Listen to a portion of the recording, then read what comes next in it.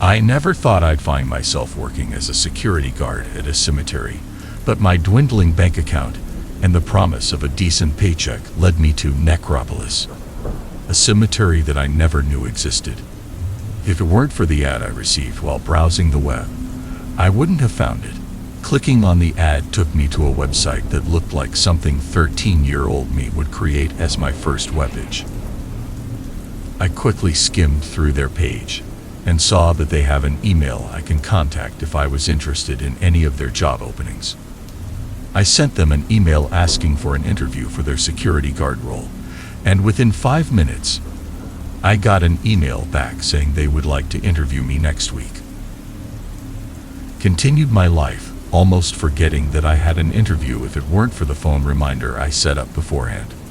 I was thinking of finally having a job that pays well on the drive to the cemetery.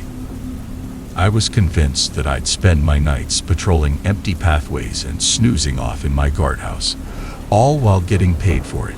Reaching the cemetery for my interview wasn't much of a hassle. The cemetery was located within a 20-minute drive from the almost devoid house I resided in. It was situated in a forested area of the small town I live in. After parking my car and reaching the front gates, I was met by a tall fellow with a wrinkled and aged face who went by the name of Mr. Damien. He wore an elegant black suit, black pants, black shoes, a black bowler hat, and he held a cane in his left hand. He welcomed me to the cemetery and told me he was the owner of it and that it had been passed down in his family for generations. Even though he said nothing that sounded wrong, he, in a way, felt wrong. I sensed a creepy aura from him. Now, I'm not one to judge people, nor do I believe in intelligent life forms that are not human, but he felt off. He walked with a limp, talked slowly with a heavy gasp for air in between words, and was void of expression. It's as if he were an entity attempting to look and behave like a human.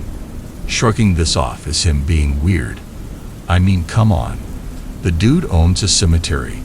I followed him beyond the entrance gates, all the while he asked me a few questions, all of which were ordinary questions you would expect in a job interview. We reached the end of the cemetery when he asked me the only question that stood out. Do you believe in the afterlife, Mr. Ingram? I was taken aback by this question, but I answered with all honesty, no, I don't, sir. He paused for a moment before nodding and holding out his right hand, which I shook. He showed me around the cemetery. It was guarded by a 7-foot iron fence, and there was only one way to enter or exit the cemetery, through the main entrance. In the middle of the cemetery stood 2 buildings. A small, old, and withered chapel, and a much larger and more well-preserved mausoleum. Inside the chapel is what you would expect: an altar, 2 ambos, a few altar crosses, many pews for seating, an organ, and a carpet that ran from the door of the chapel towards the altar seated at the end of the chapel. The chapel itself looked very run down. The inside had gathered a lot of dust, and there were spider webs everywhere. It looked like it hadn't been touched since it was first built. The mausoleum was different. It was very clean, and I could tell that it was very well maintained. It was a large structure, and the inside sheltered many stone sarcophagus. They were lined up in 3 columns, with each column housing a dozen stone caskets. Golden plaque was affixed on top of each of the entombments with the name, date of birth, and date of death of the buried on it. Outside the 2 structures were, as you would expect, graves. Many looked old and withered, and a few looked clean and polished. The stone pathway revolved around a few areas of the cemetery. Finally, I was shown the place I was going to spend the majority of my time, the guardhouse. It was basically a small room with windows overlooking the entrance to the cemetery, the chapel, and the mausoleum. Inside the guardhouse was a chair, table with a vintage radio on it, clock on the wall, jacket/coat hanger, and a door that leads to a small bathroom. Mr. Damien told me to enjoy the rest of my day and that I would start my first shift later that night at 10 p.m. I got in my car and drove home to rest a bit before beginning my first shift. On my way back to the cemetery later that day, I was a bit anxious. I wasn't scared. I had no reason to be, but I felt like I wasn't given enough information by Mr. Damien. On top of this, wasn't I supposed to sign any contracts or papers stating I was now an employee of the cemetery? Anyway, I had already accepted the job, and now it was time to earn an easy paycheck, or so I assumed. I reached the cemetery where I was greeted by the security guard whose shift had just ended. He gave me the keys to the chapel, the mausoleum, the guardhouse, and the cemetery entrance before wishing me luck. He even insisted that I would need it. I made my way into the guardhouse and found a piece of white paper on the table, and a security guard outfit still in its packaging right next to it. Took off the clothes I was wearing and then put on the job outfit. I picked up the note and read it out loud. It stated the following: your shift begins at 10 p.m. and ends at 6 a.m. You are to follow the following rules if you wish for your shift to be a successful one. Rule 1. The cemetery closes at 12 a.m. No visitors are allowed to enter after it closes. Once the clock hits 12 a.m., walk around the cemetery and make sure that any visitors already inside the vicinity of the cemetery leave the area immediately. Rule 2. When the clock strikes 1 a.m., a tall bald male with dark brown eyes and a white goatee will stand right at the entrance gate of the cemetery. You should let this man inside the cemetery without talking to him. His presence will not be felt, so he will not disturb you. Rule 3. Between 1:15 a.m. and 5:30 a.m., you may hear an organ start to play from within the chapel, and the lights of the chapel may begin to flicker. Do not worry, you have no reason to be afraid unless you enter the chapel during this time. Rule 4. You may hear noises from the mausoleum at any time during your shift. Do not approach the mausoleum during this time, no matter what noise you hear or how loud you hear them. They will eventually subside on their own. Rule 5. At 2 a.m., you may hear knocking on the door of the guardhouse. Open the door, and you will either be greeted by a weeping girl or a disfigured male. If the weeping girl was the cause of the knocking, escort her to the mausoleum. Unlock the door for her, and make sure to lock the door after she enters the mausoleum. If it is the disfigured male who was the cause of the knocking on the door, close the guardhouse door and lock it the moment you see him. Either turn your head away from all windows or close your eyes and wait until the knocking comes to a full stop. Only then can you resume your shift like nothing happened. Rule 6. If the weeping girl knocks on the door and you hear noises coming from the mausoleum, let the girl into the guardhouse instead and wait until you no longer hear any noises coming from the mausoleum. Then refer back to Rule 5. Rule 7.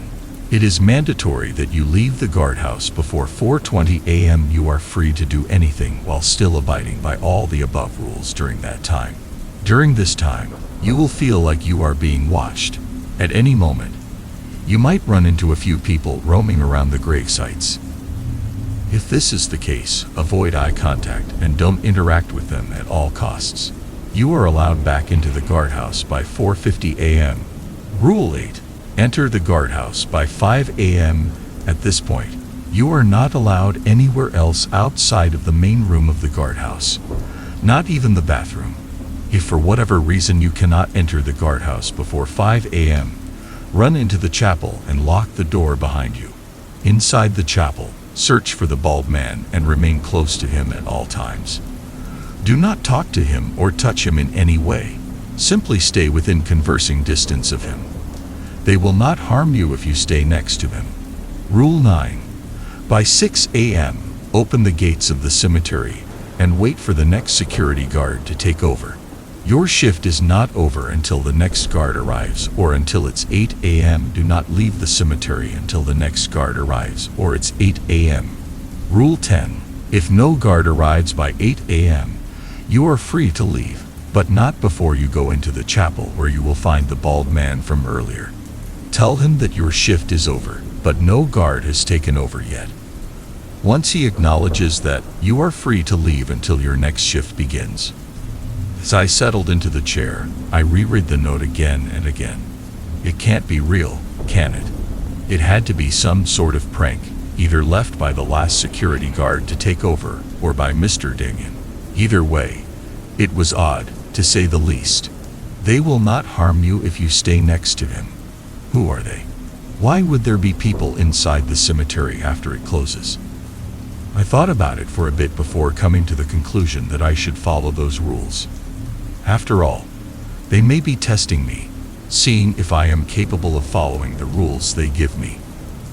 I sat in the guardhouse for 2 hours before venturing out into the exterior of the cemetery.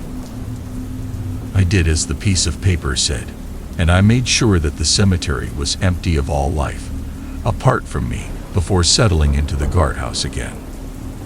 I played around with the radio, and to my surprise, the vintage radio crackled to life, emitting a static hiss that seemed to harmonize with the darkening atmosphere. I quickly turned it off afterward because the sound became too agonizing to listen to. From within the guardhouse, I saw a tall silhouette in the distance, right next to where the main entrance is. It seemed to be a person standing behind the gate, outside the cemetery. I didn't understand why someone would want access to the cemetery at this time before I remembered the paper I read earlier. I picked up the paper and read it again, making sure to pay attention to every letter written on the paper. Rule 2. When the clock strikes 1 a.m., a tall bald male with dark brown eyes and a white goatee will stand right at the entrance gate of the cemetery. You should let this man inside the cemetery without talking to him. His presence will not be felt, so he will not disturb you. I got up from my chair and headed out into the open. I couldn't shake off the unsettling feeling that crept over me, like an invisible presence watching my every move. I made my way down to the entrance, and as I got closer, I could tell that this was the same man the paper was referring to. Tall, bald, white goatee, black clothes, and black gloves. He was taller than I expected, and his clothing made me think he was a gravekeeper. I nodded at the man as I opened the gate and let him in. He had his eyes fixated on the chapel the entire time. After walking into the cemetery, he hastily made his way into the chapel, where I saw him unlock the door and disappear into the darkness inside. To say I was scared was an understatement. My heart was racing, I was sweating profusely, and my brain was begging me to leave, that the job wasn't worth it. I felt like I was the dumb character in every horror movie who does nothing but make bad decisions all day long. Something felt off. He didn't blink, he didn't make a noise. It was like I was standing right next to a ghost. Shook off the feeling of dread, no matter how weird all of this may seem. The job was paying well. The minutes passed slowly, and the air grew thick with tension as I made my way back into the guardhouse, making sure that both the cemetery gates and the guardhouse door were locked. I reread the paper again. I could feel the weight of the rules pressing down on me. It was as if the cemetery held secrets that I was forbidden to uncover. Suddenly, the air grew colder, and the sound of an organ began to echo from within the chapel's walls. I could hear it even inside the guardhouse. Panic surged through me, but I fought to maintain my composure, leaving a mental note to myself to stay far away from the source of the haunting melody. I peeked through the windows to find the flickering lights outside the chapel dancing like ethereal flames, casting an otherworldly glow that seemed to beckon me closer.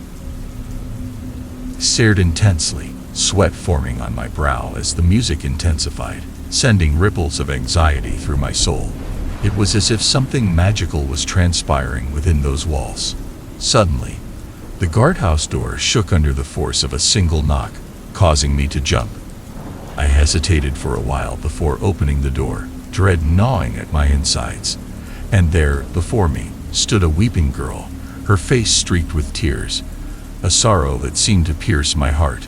Summoning my courage, ushered her towards the mausoleum, all the while the organ played a dreamy tune that resonated inside my head. We reached the mausoleum, and I quickly unlocked the door. As I stood by the door, I saw her figure vanish into the darkness of the structure, and I quickly locked the door behind her, my heart pounding. Mentally repeating the rules in my mind, I returned to the guardhouse. The night wore on, each minute passing with agonizing slowness. Shadows seemed to move with a life of their own, and the hushed whispers of the wind carried a symphony of voices that seemed distant yet close. I fought to keep my wits about me, making sure to keep the piece of paper with all the rules on it close to me at all times. As the clock approached 4:20 a.m., a shiver ran down my spine. I ventured outside, feeling the weight of unseen eyes watching my every move, observing me as if they were a predator and I were prey, waiting for the right moment to pounce on me. I thought I saw figures move among the gravestones, ethereal and haunting, their forms shifting like apparitions in the mist. Was it my mind playing games on me, or were these apparitions of some sort? I made sure to steer clear of any area where I saw someone or something move. I returned to the guardhouse a minute before 5 a.m., feeling a sense of relief wash over me. I settled into my post, the clock ticking away the final hour of my shift, but the anticipation of what lay ahead gnawed at me, while the feeling of unease made me want to run back to my car and drive home. As the night grew quieter, the seconds stretched into minutes, and I heard the last of the organ. Sat at the guardhouse unmoving, waiting for the time to pass. At last, 6 a.m. arrived, and I opened the cemetery gates, awaiting the next security guard to take over. Within 10 minutes, I was driving back home, awaiting my next shift. Necropolis has a dark secret behind it. No one can tell me otherwise. The bald man, the haunting melody, the weeping girl, the moving shadows that I saw, they are real, and I will find out what they all mean in due time. But for now, I rest until my next shift is upon me. The next morning was a blur as I tried to process the events of that first night. It felt like a dream, a bizarre nightmare that left me questioning my sanity. Used all the free time I had to search for clues, details, or any information about Necropolis, but I only found 2 references about them online. The first was a news article written on June 19, 2009. It detailed how Necropolis was once a privately owned cemetery that belonged to the Abaddon family, an immigrant family that came to our town sometime after WW, but they vanished without a trace on June 13, 1955. Only their youngest daughter was found badly bruised and malnourished right outside the gates of the cemetery. A day later, the cemetery was burned to the ground, and all that remained was buried in a mass grave by the locals for fear of awakening any demons. Many theories arose, ranging from a kidnapping to a supposed cult sacrifice to a suicide-homicide situation. But to this day, the disappearance remains a mystery. Using the information I learned from the first reference, I tracked a user profile on social media with the name of Molly Abaddon. Her profile didn't have any information whatsoever. She had no likes, posts, and was following no one. Her profile banner and icon were the default ones you'd automatically get when creating a profile on this page. However, she was being followed by a single account with the name Molly Brown. That profile had posts, comments, likes, and whatnot. The latest post was a picture of a cute puppy, posted just 2 days ago. Doing more research on public databases, I found out that there is only one person within 300 miles whose last name is Abaddon. At least that is what her last name was before she got married and changed it to Brown. The person I found was a 76-year-old widow, so it matches up with when the Abaddon family came to this town. Skimming through the profile I found, I pieced together where I thought she lived. Now, yes, I know that is very invasive of me, but I need to know more about Necropolis, and it doesn't require a genius to know that this person is related to the cemetery and its history. I sent Molly a friend request and waited for her to accept or decline it. I eventually dozed off for a few hours before awakening to knocking on my front door. Checked my phone. It was 9:24 p.m. I hadn't ordered anything, so who could be at my door, I wondered. I got up from my bed and walked to the front door. I live in a dangerous neighborhood where stopping at stop signs could get you mugged, kidnapped, or killed, so I was very scared to open the door, and rightfully so. I waited a few moments before the knocking stopped, and a white piece of paper slid underneath my door. I picked up the paper, and on it was written, "Make any further contact with her, and there will be unpleasant repercussions." The words on the paper sent a shiver down my spine. No doubt, whoever had left the message knew about my research into Molly Abaddon and her connection to Necropolis. My mind raced with thoughts of who could have left this warning. Was it Mr. Damien? Was it someone else involved with the mysterious occurrences in the cemetery? The idea that someone was watching me, monitoring my actions, filled me with a deep sense of unease. Stared at the message, my thoughts racing. I knew I needed to be cautious, to tread carefully. Whoever was behind this was clearly intent on keeping secrets hidden, and I had inadvertently stumbled upon something much bigger than I could have imagined. The feeling of being trapped, of being entangled in a web of mystery and danger, closed in around me. I felt as if I were a chess piece trapped in a game. I was weak, and it seemed as if I had no control over what I could and couldn't do. How did they know that I wanted to contact Molly? The more I thought about it, the more questions arose, and the more I regretted accepting the job. Do I take the risk and contact Molly? Or do I abide by their rules like the pawn I am? Do I leave this pathetic town I live in and attempt to escape from it all? Or do I uncover the truth of Necropolis? My mind raced to find a solution, and by the time I thought of an idea, it was already time for my next shift. I decided that whatever the history of Necropolis is, it would be my job to warn others about it and possibly put an end to it. Was already too deep in, so I might as well take this entire place and its history down with me. Eventually, I gathered my courage, and I found myself once again driving through the forest toward Necropolis. The memory of the tall, bald man and the weeping girl haunted my thoughts. The eerie melody of the organ lingered in my mind, and the note I received kept reminding me to tread carefully. I parked my car and stared at the entrance gates, my heart racing. I knew there was no turning back now.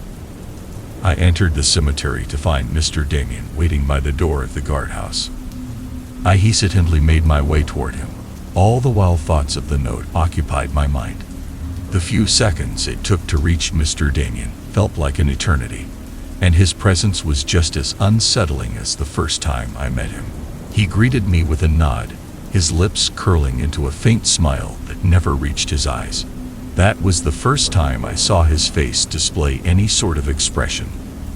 "Remember the rules, Mr. Ingram," he said, his voice like a whisper that seemed to echo in my mind. "Follow them to the letter, and you will be safe, unlike the guard who relieved you of your first shift." A slight yet mischievous smile started to develop on his face. I nodded, my throat dry as I replied, "Yes, I understand." With that, he turned and walked away, disappearing beyond the gates of the cemetery. Watched him go. Feeling of dread settling in the pit of my stomach. Took a deep breath and stepped into the guardhouse, the weight of the unknown pressing down on me. My mind repeated his words. "Remember the rules, Mr. Ingram. Follow them to the letter, and you will be safe, unlike the guard who relieved you of your first shift." No doubt that guard got killed, but in what way? I hoped to never find out. The guardhouse felt even smaller this time, its walls closing in on me. I changed into the security guard outfit and picked up the piece of paper, the words now etched into my memory. The rules were bizarre, nonsensical even, but I will follow them, no matter what. As the clock struck 10 p.m., I settled into the chair, my eyes fixated on the vintage radio. I hesitated before turning it on, and this time, the crackling static felt like a familiar companion. The eerie sound seemed to fill the guardhouse, mingling with the tension that hung in the air. Tried to distract myself by staring out of the window, my gaze fixed on the chapel in the distance. The memories of the previous night's events flooded my mind, and I shivered despite the warmth of the room. How had I let myself get into this situation? As per Rule 1, I walked out of the guardhouse and into the chilling cold outside, patrolling the grave sites and ensuring that there were no visitors on this side of the gates. I made my way back into the guardhouse once the cemetery was free of outsiders. Minutes turned into hours, and the air grew thick with anticipation. Every creak and rustle seemed magnified, and I found myself jumping at the slightest sound. I glanced at the clock. My heart sank as the hands inched closer to 1 a.m. Got out of the guardhouse when I first saw him again, the bald man. I walked to the gates of the cemetery and let him in.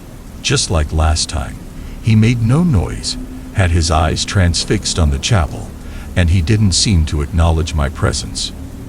I made sure to stay out of his way and not talk to him as he entered the chapel and closed the door behind him.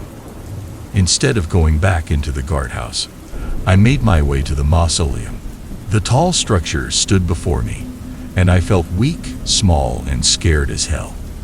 It felt almost like I was staring up at my creator. Unlocked and opened the door to the mausoleum, and with a heavy gasp, I made my way in. I closed the door behind me before beginning to look around the inside of the mausoleum. I didn't know why I was there, but it felt like the right decision. I was looking for something, but I didn't even know what it was. Read the golden plaques affixed on top of the sarcophagus. They had the names, dates of birth, and dates of death of the bodies entombed within them. I read the last one when I made a realization. None of the sarcophagi housed a person who died past 1955. The most recent date of death I read was on June 10, 1955, just 3 days before the Abaddons vanished. Suddenly, I heard a noise. The organ's haunting melody began to fill the air. This time, it sounded sad, tragic, as if telling a mournful story. On the first night, it sounded eerie, like a warning. This time it sounded like a goodbye. Its mournful notes sent shivers down my spine. I clenched my fists, fighting the urge to run. I remembered the rules, to stay away from the chapel during this time. Fortunately for me, the mausoleum isn't that close to the chapel. I walked around the interior of the mausoleum for a bit, searching for anything out of the ordinary when I found it. A single stone slightly extending outside of the wall facing the entrance of the mausoleum. This seemed odd to me because the mausoleum was perfect. That wasn't an exaggeration. The place was perfect, apart from this one stone.